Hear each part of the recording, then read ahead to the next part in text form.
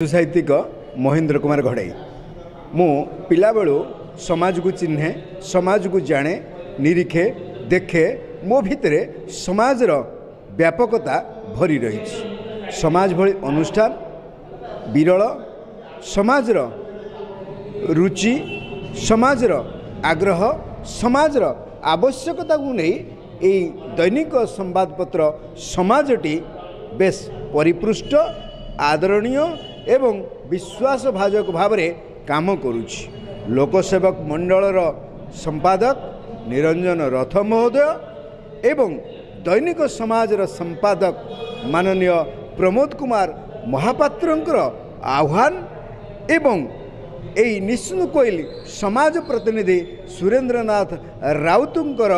समयोचित पदक्षेप ही आम समस्त को टाणी आनीचे एई समाज पाठक मंच माध्यम वास्तव एठारे आज जो माने उपस्थित होते समस्ते विज्ञ प्राज्ञ निज निज क्षेत्र में प्रतिथि जशा कृति और कृतिर अधिकारी समस्त मुहरे से गोटे कथा समाजर विकल्प नहीं समाजर सहित कई जोड़ी हो पारे ना यही माध्यम निजर निजर मत रखिंट समाजर व्यापकता समाजर आवश्यकता समाज वृद्धि किभली हम निज निजर मत उपस्थापन करिसेंती जहाकु नहीं संकलित कले एवं यही पाठक मंच परवर्ती समय निज निज क्षेत्र में व्यापक करने जो आह्वान देइछन्ती गुंडुची मूषा भली से निश्चय भाव में व्यापक करिबो यह निसंदेह जेमिति कि कथारे अच्छी गुंडुजी पिठी रे तीनोटी गार देइथिले गार नुहे सत राम कठार वास्तव में से भली प्रतीक धर्मी संवादपत्र होची समाज प्राप्त प्रधानाचार्य सरस्वती शिशु विद्या मंदिर सालेपुर आउ मोर कविता रचना होची निशा जने कवयित्री भाव में मु प्रसिद्धि लाभ करछि। आज ये जो समाज पाठक मंच सुरबाबू आह्वान क्रमे मुझी आसिली निजको गर्व अनुभव करुछि। वास्तविक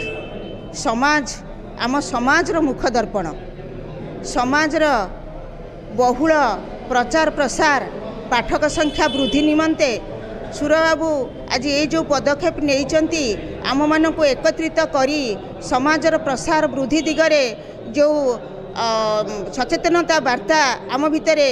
जागृत करेछंती सेटा स्वागत योग्य। बहु विषय आलोचना हैला समस्ते सहयोगर हाथ बढ़ाई सुरबाबू को नैतिक दृष्टि कथा देले मध्य वास्तव में समाज एक सत्य धर्म निष्ठा न्यायर वार्ता बहन करुथिबा संवादपत्र। श्री फकीरचरण नायक जड़े अवसरप्राप्त अध्यापक एवं समाज पत्रिकार दैनिक समाजर जड़े विदग्ध पाठक समाजर अत्यंत प्रिय मु पिला दिनरू ए समाज प्रति मोर आकर्षण रही विशेषकर प्राक स्वाधीनता काल रे समाजर परिवर्तन दिगरे गोटे गौरवपूर्ण भूमिका अवतीर्ण होता से प्रातस्मरणीय होती उत्कलमणि गोपबंधु जे कि समाजर प्राण प्रतिष्ठाता आदि आम स्मरण करुचु। ए पर्यंत समाज तार 77 वयस अर्थात 105 वर्ष पदार्पण कर सारा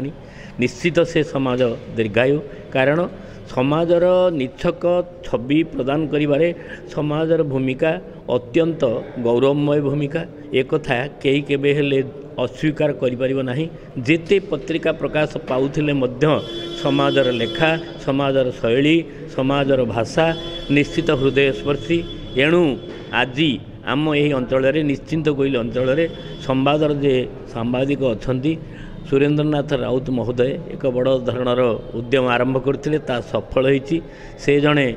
प्रति कथार कहवाक गले से जड़े निरपेक्ष सांबादिक एवं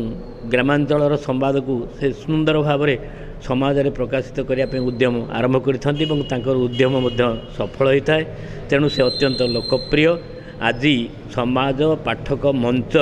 एठी प्रतिष्ठित है निश्चिंत कोइली ये आम ब्लॉक अंचल ये गोटे सुंदर कथा एवं समस्ते को ग्रहण करछंती एठी हमर 20 रु अधिक समाज पाठक जो माने समाज पढ़ती प्रतिदिन उपस्थित होते समस्ते निजर मंतव्य रखिले एवं यही समाज पाठक मंच को से दीर्घस्थायी करने उद्यम करेंगे ए द्युरीक्ति ना मु धन्यवाद दूसरी सुरबाबू को एवं वर्तमान जो मैंने यही पाठक मंच स्थापन करने ब्लॉग रे उद्यम आरंभ कर नमस्ते धन्यवाद।